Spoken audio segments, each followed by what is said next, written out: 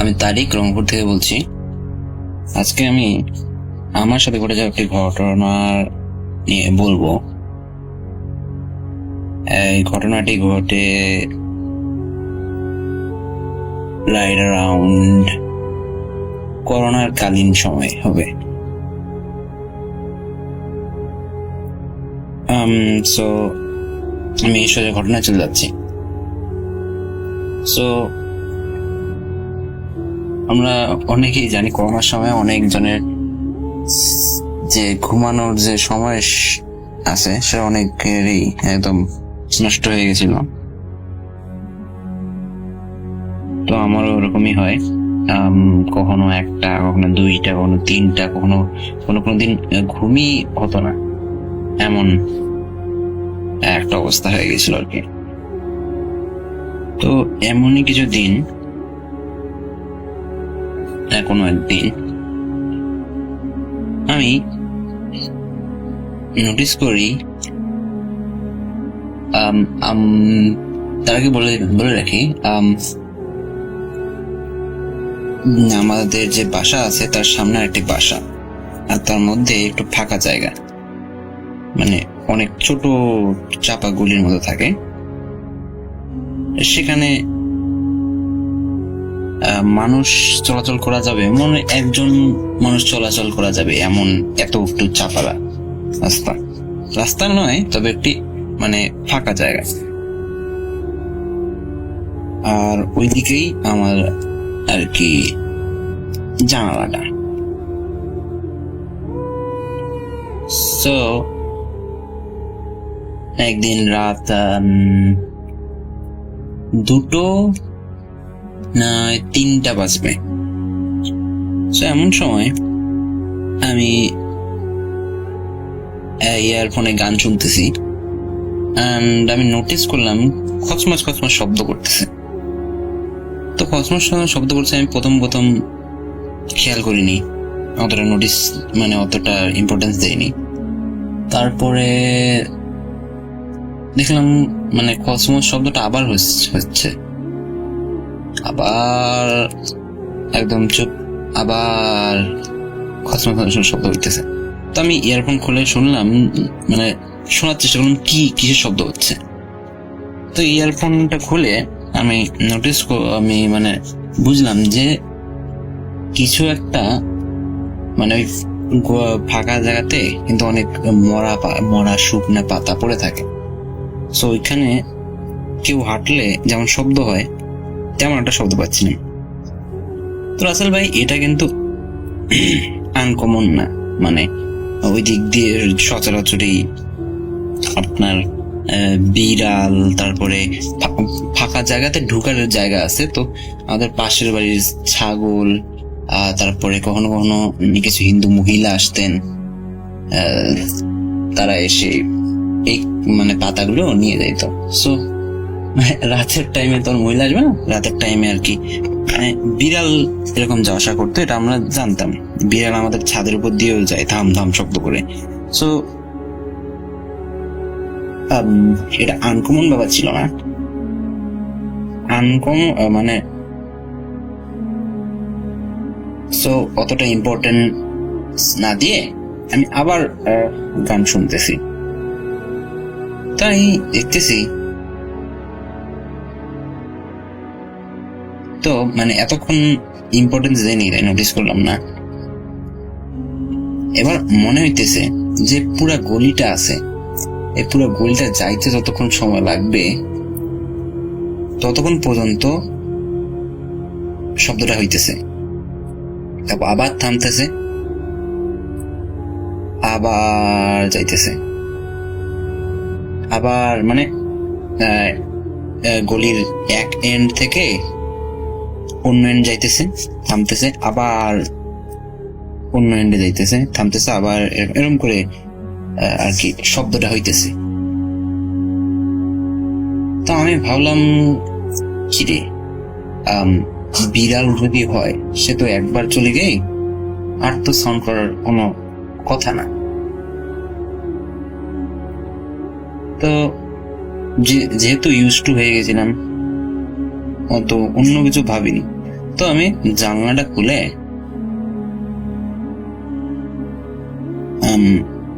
দেখার চেষ্টা করলাম যে কি জিনিসটা, কি মোবাইলের ফ্ল্যাশ লাইট অন করে দেখার চেষ্টা করতেছি যে কি বাইরে, কি এটা।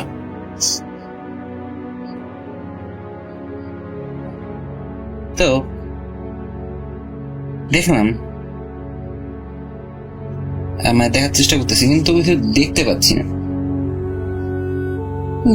না। তো আমি বললাম আচ্ছা হোক, থাক, কি হয় হোক, ওটা তো আর দেখা যাচ্ছে না, এখন আমি কি আর করতে পারি। তো আমি জানলাটা বন্ধ করার সিদ্ধান্ত নিলাম এবং বন্ধ করতে গেলাম। সো আমাদের জানলাটার কথা বলি, আসলে ভাই এটা কিন্তু থাই গ্লাস না, ওই একদম কপাট আর কি, কপাট সিস্টেম আর কি, লোহার কপাট। তো ধরে টেনে আবার এনে বন্ধ করতে হয়। সো আমি যখনই ধরতে গেলাম, মানে গেটের মতো আর কি জানলাটা, দুইটা কপাট আর কি জানি বলবো, মানে কিছু আর মনে আসতেছে না। তো ওই দুইটা ধরছি, ধরে টেনে আনতে যাব, তখনই আমার হাতের উপর হাতটা একদম রাসেল ভাই পুরো মানুষের মতো, মানুষের হাত, কোনো নখ বড় নেই, কোনো মানে হাতে কোনো লোম নেই, কিন্তু হাতটা অনেক কালো বলতে কি মনে হয় হাতে ছাই মেখে আছে মাখা, এরকম একটা হাত। সো আমি এরকম মানে হাতটা দেখেই আমি কিন্তু রাসেল ভাই এতক্ষণ ধরে যত কথা বললাম তাতে হয়তো বা অনেকজনের এরকম একটা আইডিয়া হইতে পারে যে অনেক সাহসী। আসলে কিন্তু আমি না, অত সাহসী না, আমি ভীতু। কিন্তু জীবনে একটা শখ ছিল যে আমি জিন দেখবো, মানে ভূত.com, ভূত FM সবই আগে থেকে শোনা হয়। সো তখন থেকে একটা শখ ছিল, আম্মু দাদি নানু এদের কাছ থেকে ভূতের গল্প শুনছি, জিনের গল্প শুনছি, তো দেখার খুব শখও ছিল, কিন্তু অতটা সাহসীও ছিলাম না, ভীতু ছিলাম। তো এই কাহিনী, আমার ওই হাতের ওপর হাত দেখে আমি ভয়ে চিল্লান দেই এবং অজ্ঞান হয়ে যাই। এবং সকালে উঠে আমি যেহেতু আমার রুমেই ছিলাম, তো আমার বেডেই শুয়ে থাকি। বেড থেকে উঠে আম্মু এসে জিজ্ঞেস করলো, কিরে তোর কি হয়েছিল রাতে, চিল্লাইলি কেন, আসে দেখি তুই অজ্ঞান হয়ে পড়ে আছিস। তখন আম্মুকে এই ঘটনা বলি যে এই এরকম কাহিনী। আম্মু বলে, কই আমরা তো কোনো শব্দ শুনিনি। একটা জিনিস বলে থাকা, মানে যে অ্যালিওয়েটার কথা বলছিলাম, যে গলিটার কথা বলছিলাম আসল ভাই, ওইটা কিন্তু আমাদের যে আমার আম্মু আব্বুর যে রুম আছে, ওই রুম পর্যন্ত যায়, ওই রুমের জানলা পর্যন্ত ওই মানে ছোট গলিটা যায়। তো আম্মু বলতেছে যে আমরা তো কোনো শব্দ শুনিনি।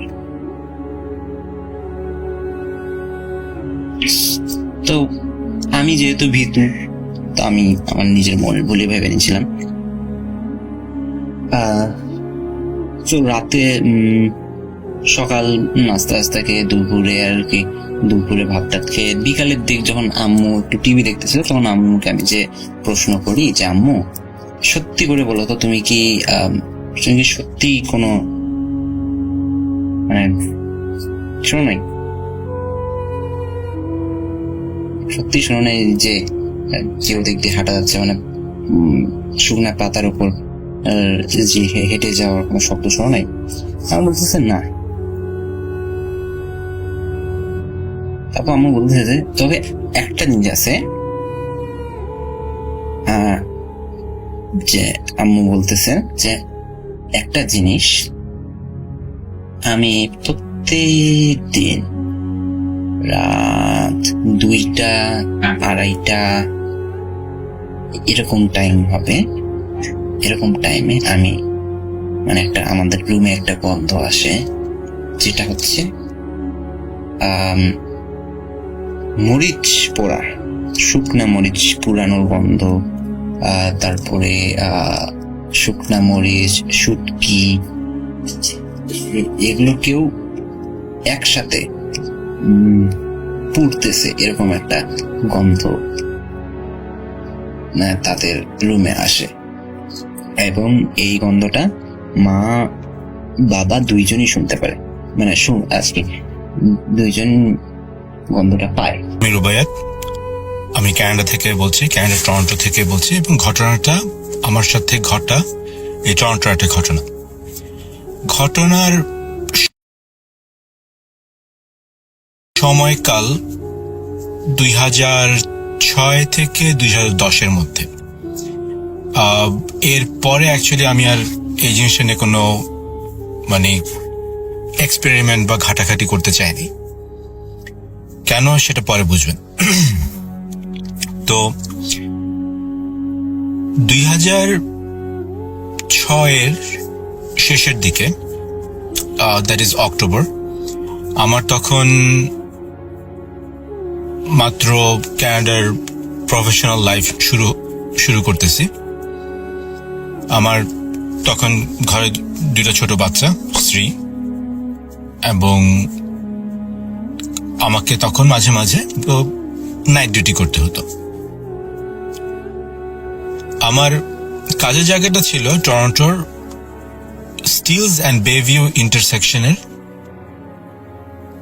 কাছে। স্টিলস অ্যাভিনিউ এটা টরন্টোর নর্থ সাইডে ইস্ট ওয়েস্টের দিকে যায়, এবং বেভিউ অ্যাভিনিউ যায় হচ্ছে নর্থ সাউথে। তো আমার কাজের জায়গা ছিল ওই স্টিলস অ্যান্ড বেভিউর ইন্টারসেকশন, মানে স্টিলস অ্যাভিনিউ এবং বেভিউ অ্যাভিনিউর যে মোড়টা তার নর্থ সাইডে, আর সাউথ সাইডে আছে একটা private university. Now the private university, ওইটার যে বাস স্টপটা, ঘটনাটা আসলে ওই বাস স্টপটাকে ঘিরে। তো আমার যেদিন নাইট ডিউটি, প্রথম নাইট ডিউটি অ্যাকচুয়ালি ওই সাইটে, অলমোস্ট 10:30, 11:45 বেজে গেছে। আমি ওই বেভিউ অ্যাভিনিউ থেকে সাউথ থেকে নর্থে ড্রাইভ করে যাচ্ছি। যখন যে পয়েন্টে আমি ইউনিভার্সিটির এরিয়াতে ঢুকলাম, সেখান থেকে আমার কাজের জায়গা আর 5 মিনিটের দূর। অক্টোবর মাস, এখানে অক্টোবর মাসের ওয়েদারটা একটু বলে রাখি আপনাদেরকে। অক্টোবর মাসে আমাদের এখানে ভালোই ঠান্ডা পড়ে যায়, যদিও শীত তখনও আসে না, কিন্তু ঠান্ডা খুব ভালোই পড়ে। এবং সেই সময় রাতের টেম্পারেচার নেহায়াত কম করে হলো -5, আর যদি একটু বাতাস টাতাস থাকে তাহলে আরেকটু বেশি ঠান্ডা লাগে। তো সেই দিন এরকম রাতে যেরকম অ্যাভারেজ টেম্পারেচার থাকে অক্টোবর, সেরকমই চলতেছে, যেরকম মনে করেন -5। তো আমি ইউনিভার্সিটি এরিয়াতে ঢুকলাম, গাড়ি চালাই, গাড়ি অলমোস্ট 60 to 65 km/h চালাচ্ছে। আমার সামনে ইউনিভার্সিটির বাস স্টপটা। তো এমন সময় আমি দেখি যে একটা মেয়ে বাস স্টপে বেঞ্চের উপর বসে আছে, এবং মেয়েটার পরনে একটা লং স্কার্ট, সুতির বা লিনেনের একটা লং স্কার্ট, এবং একটা সাদা শার্ট। মেয়েটা ডান দিক থেকে বাম দিকে মুখ ঘুরায় আমার দিকে তাকালো, যেন স্ট্রেট আমার দিকে তাকালো, যদিও আমার গাড়ি একদম ফুল স্পিডে চলতেছে, যেন আমার চোখের দিকে তাকালো, মুখে একটা মুচকি হাসি, এবং as if she was anticipating যে আমি আসবো বা কোন একটা গাড়ি আসবে ওই পয়েন্টটা পার করতে আমার মোটের উপর মনে করেন 5 সেকেন্ড সময় লাগলো। এই 5 সেকেন্ডের মধ্যে এই পুরো দৃশ্যটা আমার কাছে খুবই অড লাগলো। নাম্বার 1, এরকম অলমোস্ট গহীন রাতে লাইক ওই জায়গাটা এত নীরব, কারণ বুঝতে পারতেছেন এটা ইউনিভার্সিটি এরিয়া এবং চারদিকে অন্যান্য বড় বড় রেসিডেন্সে ঘেরা নীরব একটা জায়গায় একটা মেয়ে বাস স্টপে কেন বসে আছে, তাও যদি মানলাম।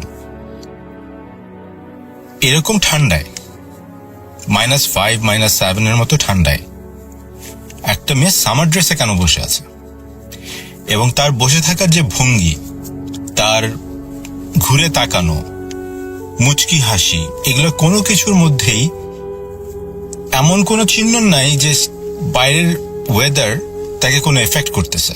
যারা একদম স্বাভাবিকভাবে একটা গরমের দিনে কেউ বসে বসে হাওয়া খাইতেছে, এরকম ভাবে একটা ভাব।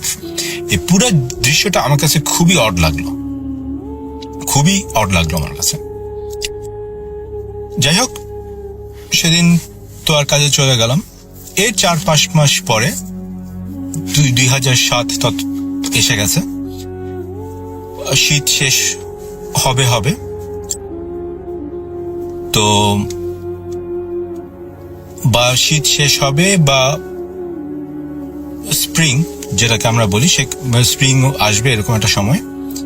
তো তখনও কিন্তু আমাদের ওয়েদার টেম্পারেচার এমন কিছু মানে রাইজ করে না। রাতের টেম্পারেচার তখনও -10 -15 এরকম থাকে। তো ওই রাতে আমি আর আমার স্ত্রী লং ড্রাইভে বের হয়েছি। প্রথমে এদিক সেদিক কিছুক্ষণ উদ্দেশ্যহীনভাবে ঘোরাঘুরি করার পরে আমার 4-5 মাসের আগের স্মৃতিটা তখনও মনের মধ্যে বেশ তাজা, যে সেদিন ওখানে কি দেখলাম আমি। তো আমি আমার স্ত্রীকে কোনো কিছু আগেও বলি নাই এই ঘটনাটার ব্যাপারে। আমি ডিসাইড করলাম যে let's go to that point. জায়গাটা আমার বাসা থেকে যে খুব একটা কাছে তাও না, যেতে যেতে 40-45 মিনিটের মতো লেগে যায়। তো যেরকম হবে সেরকম কাজ, লং ড্রাইভে যখন বেরোয়েছি গেলাম। এগেন ধরে রাখেন যে সেই রাতে temperature around -10 to -15 degree Celsius, এবং সময় হবে 11টার একটু বেশি। সেদিন তো 10:30 ছিল, কারণ তখন কাজে যাওয়ার ছিল। আর আজকের সময় একটু বেশি, একটু গভীর রাত, 11টা।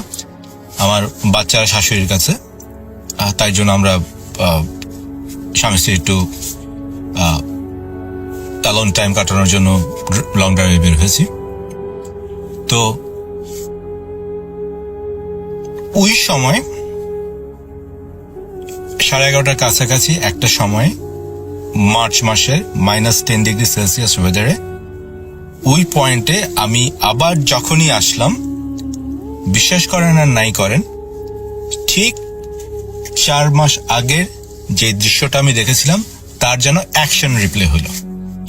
সেম মেয়েটা ওইখানে বসে আছে, সেম কাপড়, সেম ভাবে তাকানো, এবং as if she is anticipating somebody to come that way, ওইভাবে মুখ ঘুরিয়ে তাকানো, মানে একদম যেন আপনাকে এক্সপেক্ট করতেছে, যে সে আপনাকে এক্সপেক্ট করতেছে। তো সেই দিন আমি মোটামুটি ভাবে সার্টেন যে this is nothing normal, this is something abnormal or paranormal. যাই হোক, এই ঘটনা তো আর কাউকে ওইভাবে বলা যায় না। মানে ও আচ্ছা, প্রশ্ন করতে পারেন আমার ওয়াইফ কিছু দেখেছিল কিনা। আমার ওয়াইফ কিছু দেখেনি, আমি দেখেছি। তো এরপরে আমার কাজের জায়গা বদলে গেল। অলমোস্ট 4 বছর পরে, 4 বছর পরে 2010-এর জুনের শেষ দিকে, দ্যাট ইজ সামার, আমার ওয়াইফ এন্ড বাচ্চারা তখন বাংলাদেশে। আমার ছুটি পাইনি বলে আমি তখন কানাডাতে। তো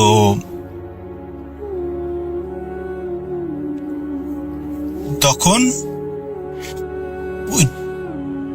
ওই সময়টা সম্ভবত একটা লং উইকেন্ড বা উইকেন্ড আসতেছে, পরদিন আমার কাজ নাই, বউ বাচ্চা ঘরে নেই। তা আমি ভাবলাম যে যাই একটা লং ড্রাইভে ঘুরে আসি। এবং আমি সেদিন বাইরেতে পা দিতে দিতেই আমার যেন নিয়ত করে ফেললাম যে 4 বছর তো হয়ে গেল, ওই জায়গাতে গিয়ে দেখি এখন ওই রকম ঘটনাটা ঘটে কিনা। তো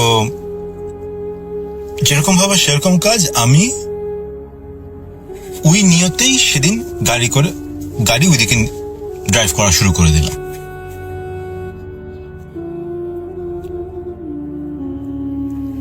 এবং ওইখানে পৌঁছাতে সেদিন দিনও এরকম 11টার কাছাকাছি হবে বা 12টা ছুঁই এরকম একটা সময়।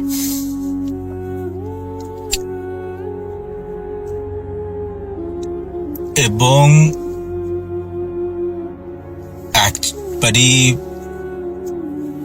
আমি এক্সপেক্টও হয়তো করতেছিলামও না, মনের মধ্যে একটা আশাও ছিল, আবার না হলেও ভালো হইতো। কিন্তু সেদিনও ওই একই ঘটনা আমাকে তৃতীয়বারের মতো দেখতে হলো। সেম পার্সন, আমি জানি না পার্সন বলবো কিনা, সেম এন্টিটি, সেম পোশাক এবং সেম জেস্টার। সেই রকম ভাবে ডান দিক থেকে বাম দিকে ঘুরে তাকানো, রিল্যাক্স ভাবে বেঞ্চের উপর বসে থাকা, সেই একই বেঞ্চ, সেই একই পয়েন্টে বসে থাকা। তারপর ওই দিনের পরে আমি সার্টেন হয়ে গেলাম যে এখানে আউট অফ দ্য ওয়ার্ল্ড কিছু হইতেছে। এটা কোনো নর্মাল ঘটনা না, এটা আমি 4 বছর আগে দেখেছিলাম 2 বার, 4 বছর পরে এসে দেখলাম আরো একবার, এবং ভবিষ্যতে আমি আর কোনোদিন এটা নিয়ে আর ঘাটাঘাটি করব না। তো আপনাদের বলার ইচ্ছা ছিল, সবাইকে বলার ইচ্ছা ছিল, তাই বললাম। আপনারা জানাবেন কিরকম লাগলো, আর যতটুকু বুঝলেন, শুনলেন, আমি যতটুকু বুঝাতে পারলাম, শোনাতে পারলাম আপনাদের কাছে, আপনাদের সময়ের জন্য ধন্যবাদ। আমার নাম শেখ আবির, বাসা নবাবগঞ্জের ছোট্ট একটি গ্রামে। আমি এবার ইন্টারমিডিয়েটের 2য় বর্ষের একজন ছাত্র। 2012 সাল থেকে আপনার ভোট FM শুনি, এখন vote.com এর নিয়মিত একজন শ্রোতা। ব্যস্ত থাকার কারণে স্টুডিওতে এসে ঘটনা বলা সম্ভব হলো না। আশা করি ঘটনাটি শেয়ার করবেন। বেশি কথা না বলে আমি সরাসরি ঘটনায় চলে যাচ্ছি। আজকের ঘটনাটি একটু বড় হবে, কিন্তু কথা দিচ্ছি ঘটনার 1 সেকেন্ডও আপনাকে বোরিং করবে না। সালটি ছিল 2017। গ্রীষ্মের ছুটিতে আমি আমার মামার বাড়ি বেড়াতে যাই। গ্রামটি ছিল একদম অজপাড়া গ্রাম। রাত 8টার পরে একদম নিলিবিলি হয়ে যেত পুরো। একদিন আমি আর আমার মামাতো ভাই বাঁধন শখের বসে ঠিক করলাম রাত করে নদীতে মাছ ধরতে যাব, কারণ রাতে নাকি অনেক বেশি মাছ পাওয়া যায়। বাঁধন হচ্ছে আমার মামাতো ভাই, আমরা ভাই কম বন্ধু বেশি ছিলাম। তো যেই ভাবা সেই কাজ, মাছ ধরার সরঞ্জাম নিয়ে সেদিন মাছ ধরতে যাই, এবং সাথে নেই একটি হ্যাজাক বাতি। বলে রাখা ভালো, আমার নানা ছিল পেশায় একজন জেলে। নানা প্রতি রাতে ডিঙি নৌকা নিয়ে মাছ ধরতে যেত। ওই রাতে নানার শরীর খারাপ লাগছিল, যে কারণে বাসায় বিশ্রাম নিচ্ছিলেন তিনি। আমি আর আমার মামাতো ভাই বাঁধন নানার সেই ছোট্ট ডিঙি নৌকার মধ্যে গিয়ে বসি। প্রথম জালটা ফেলার পর খুব ভালোই মাছ উঠছিল। মোটামুটি ভরে যাওয়ার পর পাতিলটা একটু দূরে রেখে নতুন পাতিল নিয়ে মাছ ধরার জন্য। এত মাছ পাওয়ার কারণে খুব ভালো লাগছিল। কিছুক্ষণ পর একটা কটর মটর শব্দ পাই পাতিলের ওখান থেকে। পূর্ণিমার রাত, আবছা আবছা আলোয় চারদিকটা বোঝা যাচ্ছে। কোথাও কোনো টু শব্দ নেই, শুধু পানির হালকা শব্দ, বৈঠা দিয়ে নৌকা বাইলে যেমন শব্দ হয়।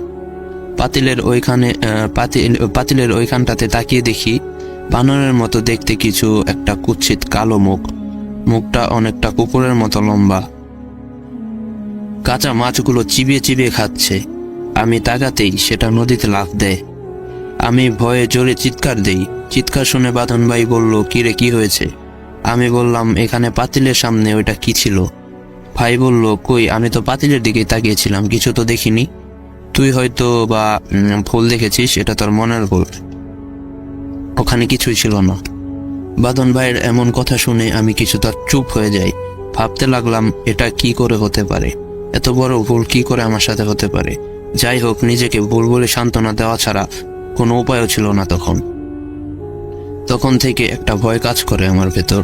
ভাইকে বলি, আজকে চলো, আর মাছ ধরতে হবে না, বাসায় যাই, কাল আবার আসবো। ভাই আরো মাছ ধরবে বলে আমাকে বলে। কিছুক্ষণ ভালোই মাছ ধরছিলাম। হঠাৎ করে নদীর কিনারা থেকে একটি বাচ্চার কান্নার আওয়াজ ভেসে আছে। কান্নাটি এতটাই করুণ ছিল যেটা শুনলে যে কারোর বুক কষ্টে ফেটে যাবে। পাশে তাকিয়ে দেখি শ্মশানের কাছে চলে এসেছি। চাঁদের আবছা আলোয় শ্মশানটি বোঝা যাচ্ছে।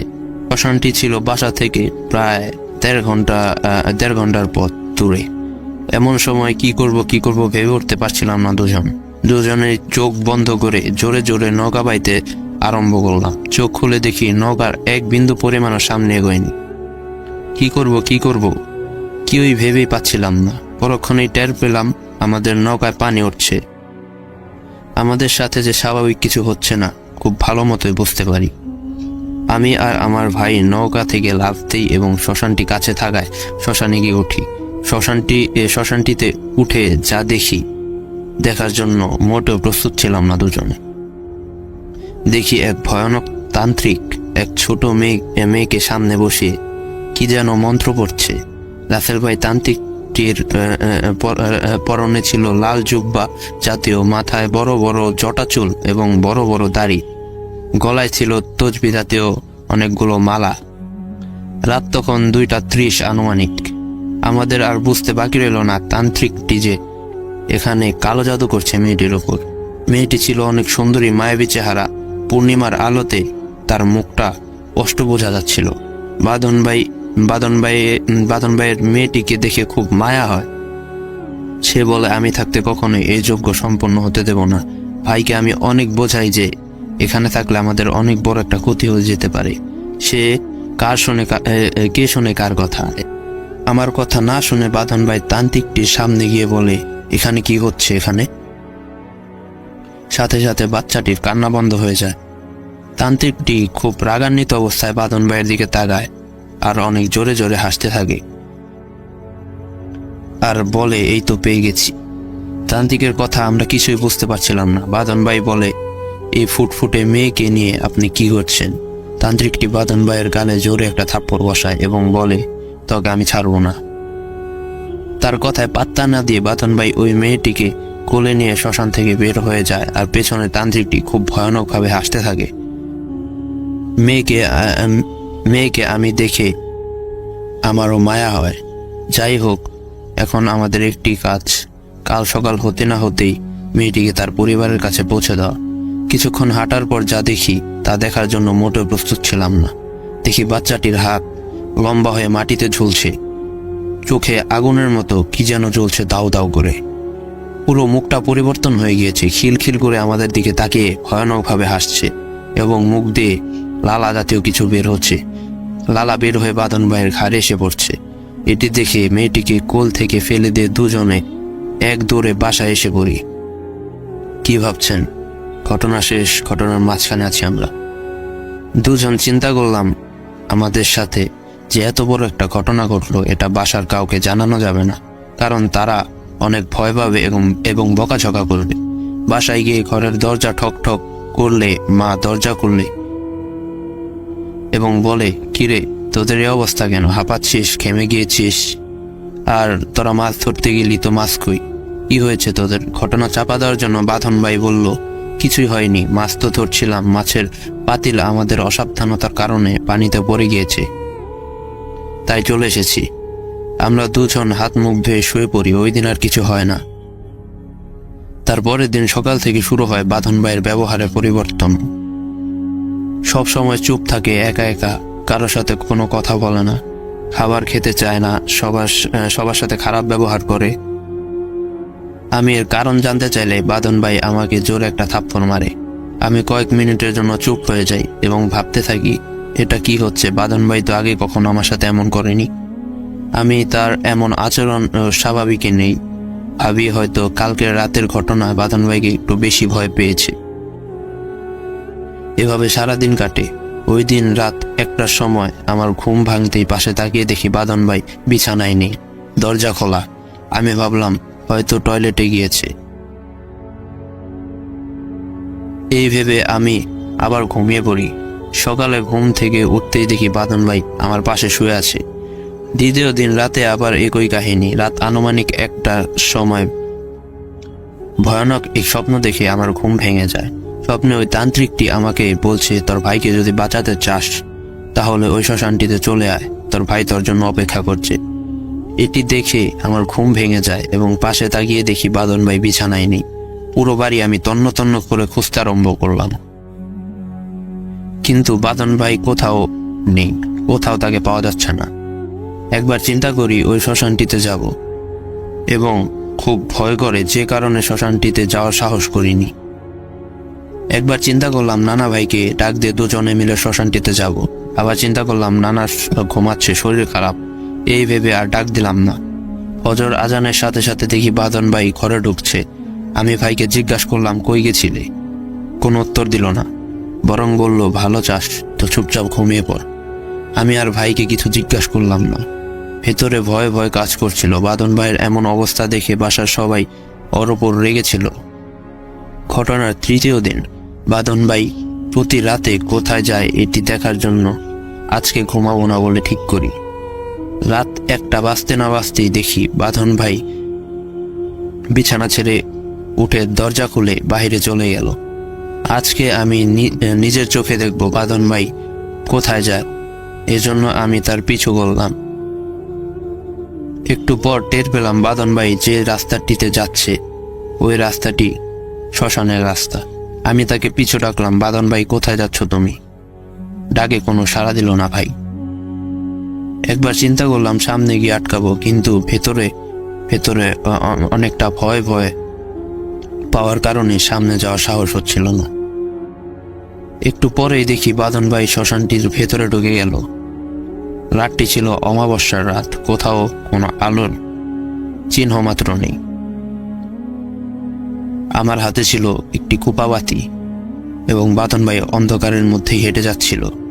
শ্মশানের ভেতরে ঢুকে যা দেখলাম ওইটা দেখার জন্য মোটেও প্রস্তুত ছিলাম না। দেখি বাঁধন ভাই ওই ভয়ানক তান্ত্রিকের সামনে গিয়ে বসলো। তান্ত্রিকটি আগুন জ্বালিয়ে মরা মানুষের মাথা খুলি বিভিন্ন হাড় দিয়ে কি যেন মন্ত্র পড়ছিল এবং বাঁধন ভাইকে মন্ত্র পড়ে ফু দিচ্ছিল। একটু পর তান্ত্রিকটি বলল, এবার যা। আমি দাঁড়িয়ে দাঁড়িয়ে দেখছি আর চোখ দিয়ে পানি পড়ছে। আমার সামনে আমার ভাইকে কালো জাদু করা হচ্ছে। দেখেও আমি চুপ করে দাঁড়িয়ে দাঁড়িয়ে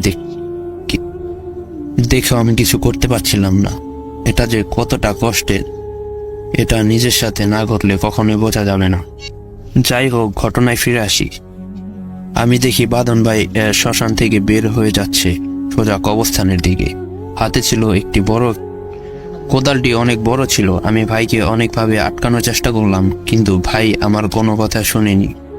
দেখি ভাই কবরস্থানের ভেতরে গিয়ে কবর খুঁড়তে লাগলো এবং মরা লাশের হাড়, মাথার খুলি কবরের ভেতর থেকে বের করতে লাগলো। ওই হাড় এবং মাথা তারপর মাথার খুলি তান্ত্রিকের কাছে নিয়ে গেল। কি বিশ্রী গন্ধ বের হচ্ছিল ওই হাড় তারপর মাথার খুলি থেকে। এসব কিছু আমি আর নিতে পারছিলাম না। এক দৌড় দিয়ে বাসায় আসি এবং বাসায় সবাইকে সব ঘটনা খুলে বলি প্রথম থেকে। ফজর আজান দিলে ভাই আবার বাসায় ফিরে আসে। সবাই তার বাসায় আসা দেখছিল। বাদন ভাইয়ের মা তাকে দেখে কান্নায় ভেঙে পড়ছিল এবং বাদন ভাইয়ের সামনে গিয়ে তার মা কান্না করতে করতে বলল, বাবা কি হয়ে গেল এটা তোর? বাদন ভাই যেন সাড়া দিচ্ছিল না, চুপ করে একদিকে তাকিয়েছিল। চেহারার কি অবস্থা বানিয়েছে, চোখগুলো ভেতরে ঢুকে গিয়েছে, একদম একদম চিকন হয়ে গিয়েছে, মুখ পুরোটা ফ্যাকাশে। ছেলের এমন অবস্থা দেখে কোনো মায়ের মন ঠিক থাকতে পারে না। বাদন ভাইয়ের এমন অবস্থা দেখে সকাল হতে না হতেই বাসায় মসজিদের হুজুর নিয়ে আসা হলো। সেই হুজুরটি জিন পালতো, এসব কাজে মোটামুটি পারদর্শী ছিল। হুজুরের ভাষায় বলছেন, হুজুর ওর অবস্থা খুবই খারাপ, আমি আমার জিনদের পাঠাচ্ছি ওই তান্ত্রিকের জিনদের কাছে। হুজুর চোখ বন্ধ করে ছোড়া পড়ছিল।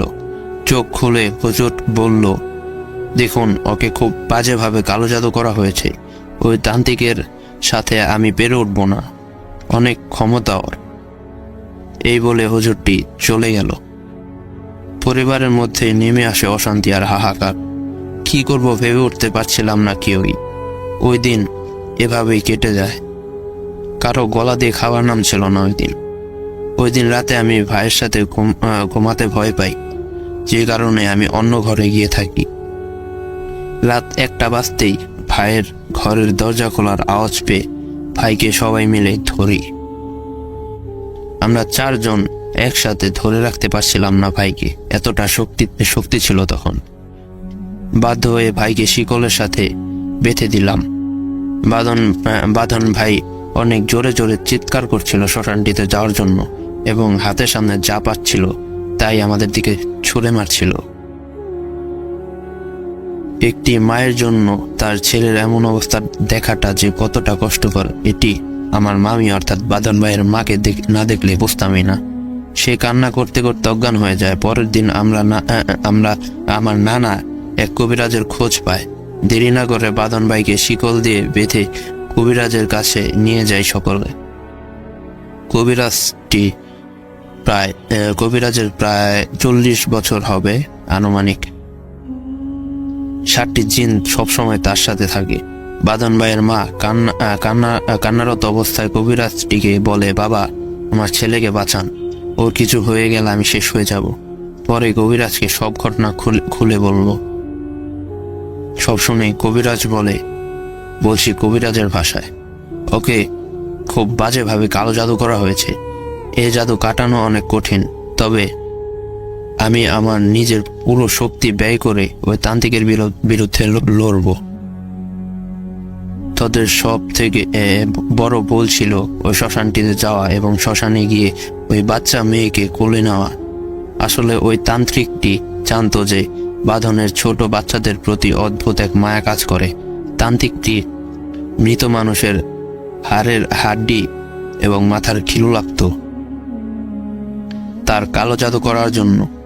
যেহেতু কবরস্থান পবিত্র জায়গা, তাই তান্ত্রিকটি ওইখানে প্রবেশ করতে পারতো না এবং তান্ত্রিকের যে জিনগুলো আছে সেটিও প্রবেশ করতে পারতো না। এই কারণে বাঁধন ভাইকে সে বসে আনে এবং মরা মানুষের হাড্ডি ও মাথার খুলিয়ে আনতে বাঁধন ভাইকে কবরস্থানে পাঠায়। তার কাজ শেষ হলে বাঁধন ভাইকে মেরে ফেলতো। আমার কাছে যেহেতু নিয়ে এসেছিস, একটা কিছু ব্যবস্থা আমি করব। আমি একটি যজ্ঞ করব। এখানে আমার কিছু উপকরণ লাগবে, যেমন আস্ত একটি কালো পাঠা, 7 খাটের পানি, ওই শ্মশানের মানুষ পোড়া কিছু ছাই, সম্পূর্ণ কালো একটি মোরগের রক্ত, এগুলো হলেই চলবে। বাঁধন ভাইয়ের মা বলল, এগুলো করলে আমার ছেলে সুস্থ হয়ে যাবে তো? কবিরাজ বলল, সুস্থ হবে কি না এটা বলতে পারবো না, তবে আশা করা যায় ভালো একটা কিছু হবে। পরের দিন এসব উপকরণ নিয়ে এবং বাঁধন ভাইকে বেঁধে কবিরাজের সামনে বসানো হলো। সে যজ্ঞ আরম্ভ করলো। একটু পর আমরা খেয়াল করে দেখলাম পুরো ঘরটা ভয়ানকভাবে কাঁপছে। কবিরাজ বলল, তোরা কেউ ভয় পাস না, আমি এখন বাদনের ভেতর আমার পোষা জিন প্রবেশ করাবো। একটু পর বাদন ভাইয়ের শরীর থরথর করে কাঁপতে লাগলো এবং মোটা কণ্ঠে বলল, হুজুর, আমি এসে গেছি। কবিরাজ জিনকে বলল, ওই তান্ত্রিকের জিনের সাথে কথা বল এবং কিভাবে এই বিপদ থেকে রক্ষা পাবো এটা আমাকে জানা। একটু পর আবার মোটা কণ্ঠে বলে উঠল, হুজুর, আমি এসে গেছি। কবিরাজ বলল, কি খবর এনেছিস, বল আমায়। বাদন ভাইয়ের ওপর থাকা জিনটি বলল, তান্ত্রিকটি অনেক শক্তিশালী, আমি ওদের শক্তির সাথে পেরে উঠব না। এই বলে জিনটি বাদন ভাইয়ের শরীর থেকে চলে যায়। বাদন ভাইয়ের মা কান্নায় ভেঙে পড়ে এবং কবিরাজকে বলে, আমার ছেলেকে যেভাবেই হোক বাঁচান বাবা, যা লাগে আমি আপনাকে দেব। কবিরাজ সিদ্ধান্ত নেয় তান্ত্রিকের একটি জিন সে তার বশে আনবে এবং এর জন্য প্রয়োজন হবে তার মায়ের তাজা রক্ত। বাদন ভাইয়ের মা তার হাত কেটে রক্ত বের করে কবিরাজকে দেয় এবং কবিরাজ সেই রক্ত দিয়ে বাদন ভাইয়ের কপালে কিছু একটা লেখে। কিছুক্ষণ পর কবিরাজ মন্ত্র পড়তে লাগলো এবং আগুনে ফু দিতেই আগুন অনেক উপরে উঠে যাচ্ছিল। একটু পরে বাদন ভাইয়ের উপর তান্ত্রিকের জিন চলে আসলো। কবিরাজ তান্ত্রিক জিনকে বলল, এখন বল কিভাবে এই কালো জাদু কাটবে। জিনটি কবিরাজকে বলে, তোকে তান্ত্রিকের সবগুলো জিনকে বসে আনতে হবে এবং সবগুলো বসে আনার পর ওই তান্ত্রিককে হত্যা করতে হবে ওই জিনগুলো দ্বারাই। কবিরাজ আবার নিজের সব শক্তি ব্যয় করে যজ্ঞের মাধ্যমে তান্ত্রিকের 10টা জিন ছিল, তার মধ্যে 9টাকেই তার বসে আনতে পেরেছিল, শুধু একটি বাদে। একটিকে সে বসে আনতে ব্যর্থ হয়। একটি জিন আর ওইভাবে কিছু করতে পারবে না ভেবে কবিরাজ সবগুলো জিনকে পাঠিয়ে দেয় তান্ত্রিককে মারার জন্য এবং জিনগুলো তান্ত্রিককে মারতে সফল হয়। সাথে সাথে বাদন ভাই অজ্ঞান হয়ে যায় এবং তান্ত্রিকের ওই একটি জিন তান্ত্রিককে মরার আগে কিছু একটা প্রতিজ্ঞা করে। কি প্রতিজ্ঞা করেছিল সেটি জিনটি বলতে পারেনি। তারপর থেকে বাদন ভাইয়ের স্বাভাবিক আচরণ শুরু হয়। কয়েক মাস পর বাদন ভাই টের পায় তার ঘাড়ে যে জায়গায় ওই বাচ্চা মেয়েটির লালা পড়েছিল ওই জায়গাটি পচতে আরম্ভ করেছে। অনেক ডাক্তার দেখালো তার জায়গাটির ক্ষত ঠিক হয় না। একদিন রাতে বাদন ভাইয়ের খিঁচুনি উঠে যায়। আমরা সবাই মিলে ধরাধরি করে অ্যাম্বুলেন্সে উঠাই এবং রওনা দেই ঢাকার ভালো একটি হসপিটালের উদ্দেশ্যে। অ্যাম্বুলেন্স চালু হলো, গ্রাম ছাড়েনি তখন। রাত তখন 12টা বাজে। হঠাৎ করে চালক লক্ষ্য করে অ্যাম্বুলেন্স অনেক ভারী লাগছে। অ্যাম্বুলেন্সের স্পিড তখন 70-80। অ্যাম্বুলেন্সের ছাদে কিছু পড়েছে কিনা এটা দেখার জন্য চালক ব্রেক চাপলো। অ্যাম্বুলেন্সটি তখন ব্রেক হচ্ছিল না, বরং স্পিড আরো বেড়ে যাচ্ছিল এবং অ্যাম্বুলেন্সটির ছাদে জোরে জোরে কিসের যেন আওয়াজ হচ্ছিল। বড় হাতুড়ি দিয়ে আঘাত করলে যেমন শব্দ হয় ঠিক তেমন শব্দই। আমাদের বুঝতে আর বাকি রইল না আমাদের সাথে স্বাভাবিক কিছু হচ্ছে না। একটু পর সব ঠিক হয়ে যায় এবং 7-5 না ভেবে ভাইকে হাসপাতালে নিয়ে গেলে ডাক্তার তাকে মৃত ঘোষণা করে। এটি হয়তো সেই প্রতিজ্ঞা সেই জিনটির, যেটা সেই তান্ত্রিকের একটি জিন করেছিল। আজ বোধহয় জিনটি তার প্রতিজ্ঞা সম্পন্ন করল। একটি মাত্র ছেলের এই অস্বাভাবিক মৃত্যুটি কেউ মেনে নিতে পারছিলাম না। তার মা পুরো পাথর হয়ে গিয়েছে। এখন সে মানসিক রোগী, ডাক্তার দেখানো হচ্ছে, এখন সে একটু ভালোর দিকে। এই ঘটনাটি এখনো আমাকে ভীষণভাবে কাঁদায়। প্রায় আমি ভাইকে স্বপ্নে দেখি। আগেকার স্মৃতিগুলো মনে পড়লে নিজেকে আর ধরে রাখতে পারি না। চোখ দিয়ে অটোমেটিক পানি বের হয়ে যায়। দোয়া করবেন আমার ভাই যেন ওপারে ভালো থাকে এবং তার মা যাতে খুব তাড়াতাড়ি সুস্থ হয়ে ওঠে। কথা না বাড়িয়ে আমি সরাসরি ঘটনায় চলে যাই। রাসেল ভাই, ঘটনাটি ঘটেছিল আমি এবং আমার চাচাতো ভাইয়ের সাথে। এটি একটি 2013 সালের ঘটনা। রাসেল ভাই, আমরা শহরে থাকতাম কিন্তু গ্রামের বাড়ি ছিল আমাদের, তো মাঝে মধ্যেই আমাদের গ্রামে যাওয়া হতো। আর গ্রামে গেলে আমার একটি শখ ছিল, মাছ ধরার একটা শখ।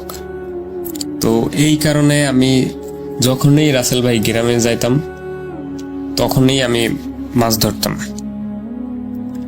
তো আমার সাথে আমার চাচাতো ভাই থাকতো। তো এক পর্যায়ে ওই ঘটনার সময়ও আমরা যখন বিকালবেলা তখন আমরা জাল পেতে রেখে আসি কোলার ভিতর, অনেকে হাওর বলে বা কোলা, এটাই তা আমাদের এই কোলা বলে। তো কোলার ভিতর আমরা জাল পাতি মাছ ধরার জন্য। তো রাসেল ভাই আমরা রাত্রে চিন্তা করি যে দেখে আসি যে বড় কোনো মাছ বাজছে কিনা আমাদের জালে। তো এটা চিন্তা ভাবনা করার পর আমি আর আমার চাচাতো ভাই আমরা নৌকা নিয়ে হাওরের ভিতর, কোলার ভিতর আর কি নৌকা নিয়ে যাইতেছি। তো যাওয়ার পরে এটা আমরা যেখানে জাল রেখেছিলাম এটা বাড়ি থেকে প্রায় 2 কিলোমিটার দূরে হবে। তো ভালোই সময় লাগছিল যেতে যেতে। তো আমরা যখন বাড়ি থেকে অনেক দূরে আসি, আনুমানিক 1.5 কিলোমিটারের মতো, তো 1.5 কিলোমিটারের মতো আসার পর রাসেল ভাই আমরা লক্ষ্য করি যে আমাদের নৌকাটি আর সামনে আগাইতেছে না, মানে মনে হইতেছে যে নিচে, নৌকার নিচে কিছু একটা বাজছে। তো এটা হওয়ার পর আমরা চিন্তা করলাম কি হয়তো কোনো কচুরিপানা বা এই ধরনের কোনো কিছু বা গাছ টাছ এগুলো বাঁচতে পারে নৌকার ভিতরে। তো আমরা কি করলাম, অনেক চেষ্টা করতেছি নৌকা, মানে নৌকার বইটা দিয়ে নৌকা খুঁচাই খুঁচাই আরো সামনের দিকে আগানোর, কিন্তু বাট নৌকা চলতেছে না। তো রাসেল ভাই এক পর্যায়ে আমি কি করলাম যে হাত দিয়ে দেখার চেষ্টা করি যে নিচে কি বাজলো নৌকার। তো আমি দেখি যে কিরকম যেন একটা চিকন চিকন এরকম কাঠের মতো কি যেন একটা মনে হইলো। তো আমি অনেক টানাটানি করতেছি বাট বের হইতেছে না। তো এরপর করলাম কি, একটা বাঁশ দিয়ে আমি ওইটা টান দিলাম, মানে নিচ থেকে বাঁশ দিয়ে জোরে। তখন দেখলাম কি রাসেল ভাই, মানে যেটা দেখলাম এটার জন্য আমরা মোটেও প্রস্তুত ছিলাম না ওই টাইমে। তো দেখি যে পুরো একটা মানুষের কঙ্কাল। তো কঙ্কাল মানে ওটা পুরো বাঁশে, যখন বাঁশ জাগাইছি তখন দেখি যে পুরো একটা মানুষের কঙ্কাল। তো এটা দেখার পর রাসেল ভাই আমরা প্রচুর ভয় পাই যে এটা কিভাবে মানে নৌকার নিচে আসলো বা এই কোলার ভিতরে। আমরা রীতিমতো একটা ভয় পাই, দুইজনেই ঘাবড়ে যাই যে কি হলো এটা। তো আমরা ওই কঙ্কালটা ওই পাশে ছুঁড়ে ফালাই দিই। ফালাই দেওয়ার পর আমরা নৌকা, মানে ভয় পাওয়ার কারণে আমরা আর জাল চেক করি নি, যেহেতু জাল আমাদের আর একটু সামনে ছিল। তো আমরা জাল চেক না করি, আমি আমার চাচাতো ভাইকে বলি যে তুই দ্রুত নৌকা চালা, বাড়ির দিক ফিরে যাব, জাল আজকে চেক করবো না, জাল কালকে সকালে চেক করব। তো এইটা বলার পর ও দ্রুত নৌকা চালাইছে। তো ব্যাক করার চেষ্টা করছি আমরা। তো নৌকা চলতেছে চলতেছে, আর এক পর্যায়ে আবার এরকম হঠাৎ নিচে কি যেন একটা বাজলো, নৌকা আর চলতেছে না। আমরা অনেক ঠেলাঠেলি করতেছি, নৌকা বইটা দিয়ে অনেক চেষ্টা করতেছি বাট নৌকা যাইতেছে না। তখন আবার সেই আগের মতো বাঁশ দিয়ে সেম ভাবে আবার নিচে দেখলাম কি আছে। তো দেখি যে কিছু একটা বাজতেছে বাসে। তো ওইটা আমরা আবার জাগাইলাম, লাইট মাইরে দেখি যে সেই একই ঘটনা, আবার কঙ্কাল। তো রাসেল ভাই এইটা দেখার পর আমরা দ্বিতীয়বার মানে মোটেও প্রস্তুত ছিলাম না যে এরকম একটা ঘটনা আমাদের সাথে আবার ঘটবে। তো আমরা তখন নিশ্চিত হয়ে যাই যে এটা প্যারানর্মাল জাতীয় কিছু। তো রাসেল ভাই এক পর্যায়ে আমরা ওইটাকেও সাইডে পাক্কা মারি, সাইডে ফেলাই দিই আর কি। তো ফেলাই দেওয়ার পর আমরা নৌকা আরো জোরে চালানোর চেষ্টা করি তাড়াতাড়ি। মানে তখন আমাদের অবস্থা রাসেল ভাই খুবই খারাপ, মানে ভয়ে দুইজনেই মানে কিছু করতে পারতেছি না যে কি করব, ভাবতেই পারতেছি না যে কিছু ওইখানে বসে। তখন আমরা একটাই উপায় দেখি যে নৌকা তাড়াতাড়ি চালানোর, বাড়ি পৌঁছানোর জন্য। তো রাসেল ভাই আমরা নৌকা চালাইতেছি। এইবার রাসেল ভাই একটা অন্যরকম ঘটনা ঘটে। তো আমরা দেখি কি যে মানে নৌকা চালাইতেছি সামনে, হঠাৎ আমরা যতই সামনে নৌকা নেওয়ার চেষ্টা করি না কেন, নৌকা দেখি যে রাসেল ভাই মানে নৌকা পিছনের দিকে আসতেছে। মানে আমরা নৌকা বইটা দিয়ে চালাইতেছি সামনে, বাট নৌকা আসতেছে পিছনের দিকে। মানে আমাদের যেখান থেকে আমরা ব্যাক করে আসছি ওদিক নিতেছে আমাদের নৌকা। তো রাসেল ভাই, তো এই ঘটনা ঘটার সাথে সাথে মানে আমরা রীতিমতো অবাক যে এটা কিভাবে সম্ভব। এটা নৌকা আমরা চালাইতেছি সামনের দিকে, বাট নৌকা যাইতেছি পিছনের দিকে। তো এই পর্যায়ে আমরা অনেক ভয় পাই। ভয় পাওয়ার পর আমরা কি করি, যে আমাদের কাছে রাসেল ভাই যে বাঁশ ছিল একটা, নৌকায় বাঁশ থাকে সবসময়, তো ওই বাঁশটা আমি মানে মাটিতে কুপে দিছি। ওটা মাটিতে দেওয়ার পর ওইখানেই ধরে রাখছি বাঁশটা, যে নৌকা যেন আর যাইতে না পারে। আমরা দুজনেই বাঁশটা শক্ত করে ধরে রাখছি। তো এক পর্যায়ে দেখি যে না, নৌকা থামছে, নৌকা আর যাইতেছে না। তো বাট তখন দেখি রাসেল ভাই যে বাঁশের চারিদিকে নৌকা থামছে, ঠিক আছে, বাট তার একটু পরেই বাঁশের চারিদিকে নৌকাটা ঘুরতেছে মানে সামনেও যাইতেছে না, পিছনেও যাইতেছে না, ওই বাঁশের চারিদিকে গোল হয়ে নৌকা ঘুরতেছে অটোমেটিক্যালি। তো আমরা যতই চেষ্টা করি নৌকা কন্ট্রোল করতে পারি না। আর বাঁশ ছাড়িয়ে দিলে তো নৌকা ওই সেই পেছনের ওই যেখানে ঘটনা ঘটছিল ওদিক চলে গেছিল। তো আমরা কি করলাম, আমরা ওইখানে মানে বাঁশ ধরেই রেখেছি যে নৌকা সামনেও যাবে না, পিছনেও যাবে না, নৌকা ওইখানে ঘুরতে থাকবে। তো এছাড়া আমাদের রাসেল ভাই কিছু করার নেই। তো এক পর্যায়ে আমরা এরকম ক্লান্ত হয়ে যাই, মানে আমাদের আর কন্ট্রোল করা কোনোভাবেই সম্ভব নাই নৌকা। তো এক পর্যায়ে আমরা ওইখানেই মানে আমার যে চাচাতো ভাই ছিল ও এক পর্যায়ে মানে ভয়তে বেহুশ হয়ে পড়ে যায়। তো আমি তো একা, আমি তখন অনেক ঘাবড়ে যাই যে কি করব এখন। তো রাসেল ভাই, আমরা এত রাত্রি যাওয়ার কারণে আমাদের কাছে শুধু টর্চ লাইট ছিল, কোনো ধরনের মোবাইলও আমরা নিই নি। মোবাইল বাড়িতে রেখে গেছি চার্জে দেওয়ার জন্য। তো এখন আমরা কাউকে ফোন দিতে পারতেছি না, করতে পারতেছি না। তো এক পর্যায়ে এরকম করতে করতে রাসেল ভাই আমি বাঁশ ধরে রেখে আমি বাঁশ ছাড়িনি। তো যখন রাসেল ভাই ভোরবেলার আয়োজন দেয়, তখন দেখি যে মানে অটোমেটিক্যালি নৌকা আর ঘুরতেছে না। মানে ভোরের আলো ফুটছে যখন, ফজরের আয়োজনের সময়, যে দেখি যে নৌকা আমাদের কন্ট্রোলে।